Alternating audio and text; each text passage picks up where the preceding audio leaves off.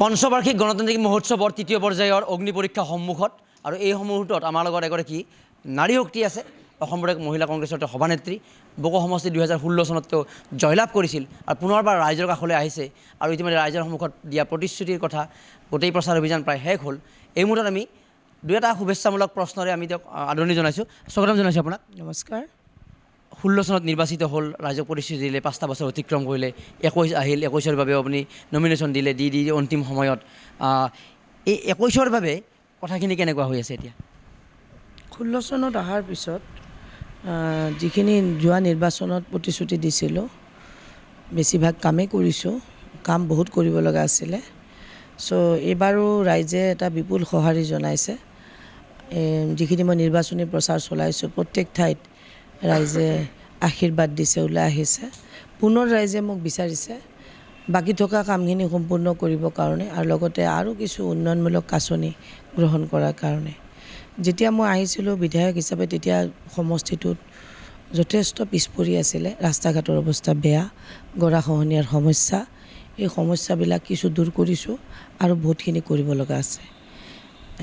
মহিলা বিধায়িকা হিচাপে কেতিয়াবা ক'ৰবাত চেলেঞ্জিং আছিল নেকি কামবিলাক কৰাত, বা যিহেতু প্ৰথমবাৰ আপুনি প্ৰৱেশ কৰিছিলে কথাবোৰ অধ্যয়ন কৰি কৰাত, বা কেনেকৈ এই গোটেই প্ৰক্ৰিয়াটোত কোনে কেনেকৈ সহযোগ কৰিছিল আৰু এইবাৰৰ নিৰ্বাচনী প্ৰচাৰ অভিযানত যোৱাবাৰৰ তুলনাত কেনেধৰণৰ আপোনাৰ ইজি লাভ কৰিছে নে অকণমান জটিল হৈছে? আৰু কাৰণ এইবাৰ মিত্ৰজোঁট আছে, সেই হিচাপে অকণমান সহজেই হ'ব লাগে। হাগ্ৰামাৰ পাৰ্টি আছে, আজমল আছে, বা অন্যান্য CPI CPM আছে, সেইফালৰ পৰা নিশ্চিত আৰু এটা সুবিধাজনক স্থিতিতে আছে নেকি আপুনি? নিৰ্বাচনতো কেতিয়াও সুবিধাজনক নাথাকে। যিহেতু এইবাৰ মহাজোঁটবন্ধন হৈছে, UDF CPI CPM BPF আমাক দলক সমৰ্থন কৰিছে আৰু মই মহাজোঁটবন্ধনৰ সমৰ্থিত প্ৰাৰ্থী। সেইফালৰ পৰা এই যিকেইটা দলৰ কথা ক'লোঁ তেওঁলোকৰ সঁহাৰি পাইছোঁ আৰু সেইফালৰ পৰা ভাল হৈছে আমি যিহেতু একত্ৰিত হৈছোঁ। কিন্তু ৰাইজৰ মাজত গ'লে ৰাইজৰ বিশ্বাসটো আদায় কৰিব লাগিব। ৰাইজৰ যোৱা দিনত কি কাম কৰিলোঁ বা কি কৰিম এই কথাখিনি ৰাইজে বিচাৰে। সেইখিনি ৰাইজে সুধিছে, আমি উত্তৰ দিছোঁ আৰু আমি কৰিম বুলি কৈছোঁ। আৰু যিখিনি কথা যোৱাবাৰ দিছিলোঁ কৰিছোঁ, এইবাৰো যিখিনি কথা দিছোঁ সেইখিনি মই কৰিম। 5 গেৰাণ্টিৰ ইস্তাহাৰ আছে, তাৰ বাহিৰেও বকো সমষ্টিক লৈ আৰু পৃথক পৰিকল্পনাৰ কথা কিবা কোৱা হৈছে নেকি এইবাৰ, যে এইখিনি কাম এইবাৰ কৰিম? মানে ইতিমধ্যে আপুনি ক'লে যে যথেষ্ট কাম হোৱা নাছিল, 5 বছৰ কৰিব চেষ্টা কৰিছে, আকৌ নতুন কি কৰিব লগা আছে? পুনৰবাৰ বিধায়ক কিয় আৰু হ'ব লগা হয়? গেৰেণ্টি 5টা গেৰেণ্টিক ৰাইজে বিপুল আদৰণি জনাইছে। ইয়াৰ বাহিৰে সমষ্টি ভিত্তিত থকা কথা কিছুমান থাকে। সমষ্টি ভিত্তিত মেইন হৈছে ৰাস্তা ঘাট কৰিব লাগিব। প্লাছ মোৰ সমষ্টিত গৰাখহনীয়া সমস্যা আছে। মই মোৰ কাৰ্যকালত প্ৰায় 70% কাম কৰিছোঁ, 30% কাম থাকি গ'ল। তেনেধৰণে বৰসীমা এটা বিবাদ বহুত বছৰৰ পৰা চলি আছে। মেঘালয় যিটো আগ্ৰাসন, সেই আগ্ৰাসনটো আমি যোৱা বিগত BJP চৰকাৰখনত বহুতবাৰ দাবী কৰাৰ পিছতো আগ্ৰাসন মুক্ত কৰিব নোৱাৰিলে চৰকাৰখনে। যদিও বা জাতি মাটি ভেটিৰ কথা কৈ তেওঁলোকে চৰকাৰ কৰিছিল, অসমৰ মাটি তেওঁলোকে সুৰক্ষিত কৰিব নোৱাৰিলে। সেইকাৰণে এটা সমস্যা আছে। মই আশা কৰিছোঁ যে অহাবাৰ কংগ্ৰেছ চৰকাৰ অহাৰ পিছত সীমাৰ যিবোৰ বিবাদ, সেই বিবাদবোৰ শেষ হ'ব, আমাৰ সীমাবোৰ নিৰ্ধাৰণ হ'ব আৰু সীমান্ত অঞ্চল উন্নয়ন কৰি আমাৰ অসমৰ মাটিখিনি সুৰক্ষিত কৰিব লাগিব। এই কথাবিলাক আছে।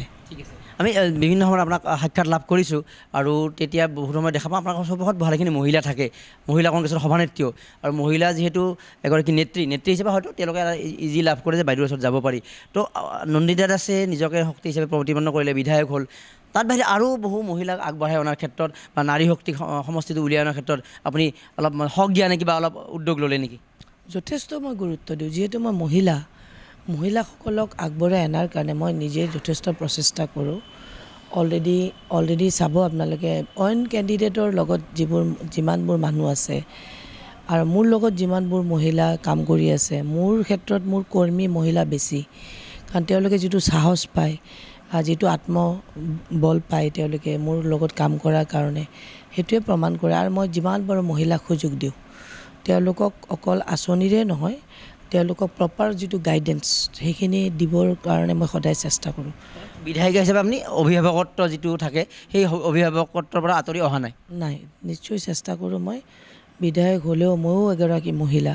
সেইকাৰণে মহিলাৰ যিটো দুখ বেদনা, যিখিনি সমস্যা মই নিজে উপলব্ধি কৰোঁ তাক দূৰ কৰাৰ কাৰণে সম্পূৰ্ণ চেষ্টা কৰোঁ মই আপুনি যেনেকৈ মহাজোঁটৰ প্ৰাৰ্থী সন্মুখত মিত্ৰজোঁটৰ আমাৰ প্ৰত্যাহ্বান আছে তো মিত্ৰজোঁটৰ প্ৰাৰ্থীগৰাকী তেওঁলোকৰো কেইবাটাও দল আছে তেওঁলোকৰ নিশ্চয় দলীয় সংগঠনো আছে অগপ বা তেনেকুৱা তো মিত্ৰজোঁটৰ প্ৰাৰ্থীগৰাকীতকৈ আপুনি ভোট লাভ কৰি এই যুদ্ধখন অতিক্ৰম কৰিব পাৰে বুলি কিয় ভাবে আৰু সন্মুখৰ প্ৰত্যাহ্বান বিশেষ কঠিন নহ'ব বুলি কিয় ভাবে আপুনি মোৰ এটা আত্মবিশ্বাস আছে যিহেতু ৰাইজে মোক বহুত কাষৰ পৰা পাইছে মই যিমানখিনি পাৰোঁ সময় দিছোঁ বানপানী গৰাখহনীয়া লকডাউন NRCৰ হিয়াৰিং এই সকলো সময়ত ৰাইজে মোক কাষতে পাইছে সেইফালৰ পৰা মোৰ ৰাইজৰ এটা বিশ্বাস আছে যে এইগৰাকী MLAক জিকাই দিলে সমস্যাটো বহুত থাকে 100% সমস্যা কোনোৱে শেষ কৰিব নোৱাৰে কিন্তু মোক যে বিপদত পাব ৰাইজৰ এইটো বিশ্বাস আছে আৰু সেইকাৰণে ৰাইজে মোক ভোট দিব আৰু মই এই নিৰ্বাচনটোক প্ৰত্যাহ্বান বুলি ভাবা নাই কাৰণ আমাৰ দল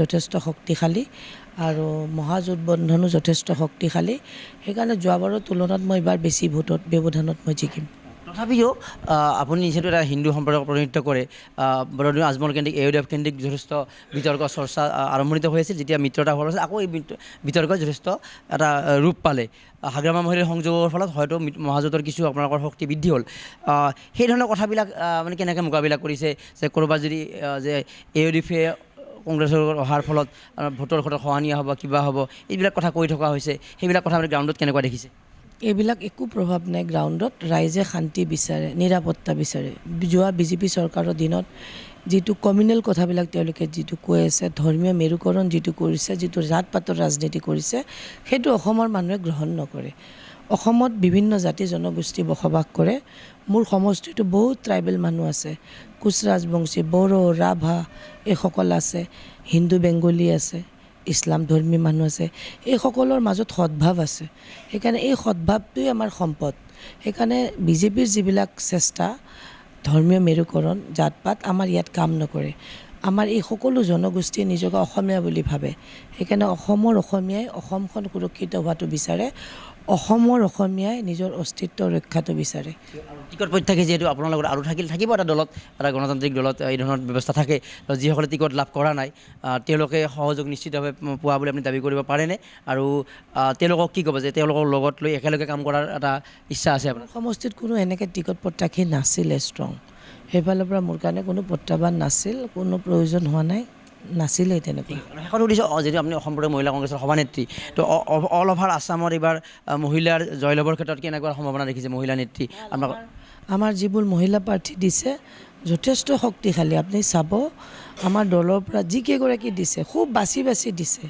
যদিও বা আমাৰ দলৰ পৰা বহুতে দাবীদাৰ হৈছিল কিন্তু যিকেইগৰাকীক দিছে তেওঁলোকে যথেষ্ট শক্তিশালী আৰু জিকিব পৰা সম্ভাৱনা থকাসকলক দিছে আৰু চাব যিকেইগৰাকীক দিছে গোটেইকেইগৰাকী জিকিব চৰকাৰ গঠনৰ সম্ভাৱনা কেনেকুৱা দেখিছে আপুনি চৰকাৰ গঠন হ'ব মহাজোঁটবন্ধনৰ চৰকাৰ হ'ব আৰু এইটো নিশ্চিত হৈছে মুখ্যমন্ত্ৰী কেন্দ্ৰিক যথেষ্ট চৰ্চা বিতৰ্ক চলি আছে সেই ক্ষেত্ৰত ৰিপুণ বৰা ডাঙৰীয়াৰ লগত আপোনাৰ এটা নেত্ৰী হিচাপে সম্পৰ্ক আছে বা তেনেকুৱা তো আপোনাৰ সমৰ্থনবিলাক কোনফালে যাব নাই এইটো আমাৰ হাইকমাণ্ডে সিদ্ধান্ত লয় মুখ্যমন্ত্ৰী আমি বনাব নোৱাৰোঁ হাইকমাণ্ড আমাৰ কংগ্ৰেছ দলটো হাইকমাণ্ড বেছ দল তো হাইকমাণ্ডে যিটো সিদ্ধান্ত ল'ব আমি সকলোৱে মানি ল'ম এইটো শেষত সমষ্টিবাসীক দুআষাৰ কি ক'ব আপুনি সমষ্টিবাসীক অনুৰোধ জনাইছোঁ যে আপোনালোকে মোৰ যিকেইটা দিন মই প্ৰচাৰ কৰিলোঁ আপোনালোকে যথেষ্ট সঁহাৰি জনাইছে আৰু যথেষ্ট কষ্ট কৰিছে আমাৰ কৰ্মকৰ্তাসকল দিনে ৰাতিয়ে ঘৰে ঘৰে প্ৰচাৰ কৰিছে মই সমূহ কৰ্মকৰ্তাক ধন্যবাদ জনাইছোঁ